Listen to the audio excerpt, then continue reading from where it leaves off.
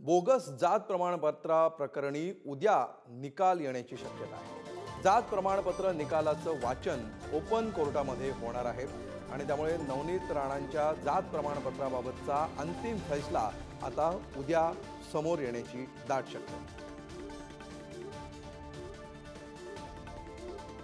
या प्रकरणातली सुनावणी काही दिवसांपूर्वीच पार पडलेली होती आणि न्यायालयाने याबाबतचा निकाल राखून ठेवलेला होता।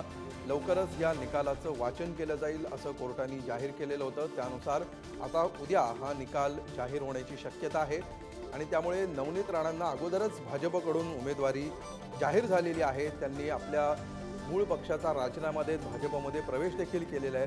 मात्र आता या उमेदवारीचं पुढे काय होणार याचा फैसला उद्याच्या निकालावर अवलंबून असणार आहे। याविषयी अधिक माहिती घेऊया। आमचे प्रतिनिधी शिवाजी काळे सध्या आपल्या सोबत आहेत। शिवाजी, किती महत्त्व आहे उद्या अपेक्षित असलेल्या या निकालाचं? सगळ्यात महत्त्वाचं म्हणजे नवनीत राणा यांच्यासाठी हा अत्यंत महत्त्वाचा निकाल असणार आहे आणि सगळ्यात त्याच्याही पलीकडे जाऊन भाजपसाठी महत्त्वाचं आहे, कारण नवनीत राणा यांना उमेदवारी या ठिकाणी जाहीर करण्यात आलेली आहे। मात्र सर्वोच्च न्यायालयामध्ये जेव्हा हे प्रकरण येऊन ठेपलं होतं तेव्हा असं सांगितलं जात होतं की ज्या पद्धतीने काही तथ्य आणि पुरावे जे आहे याच्याकडे दुर्लक्ष करण्यात आलेलं आहे उच्च न्यायालयाच्या निर्णयामध्ये।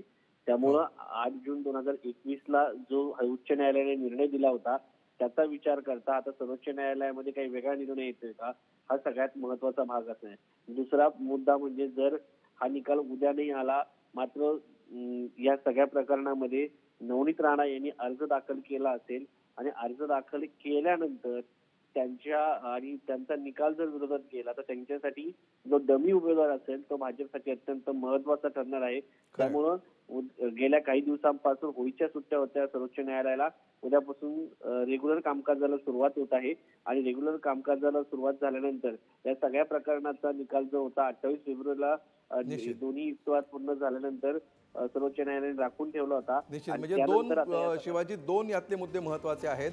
पहिली महत्त्वाचा मुद्दा आहे की हा निकाल नेमका काय येतो याची उत्सुकता आहे आणि दुसरं म्हणजे तो उद्याच येतो का की अजून त्याला विलंब होतो हे बघणं सुद्धा महत्त्वाचं आहे। धन्यवाद या सविस्तर माहितीसाठी।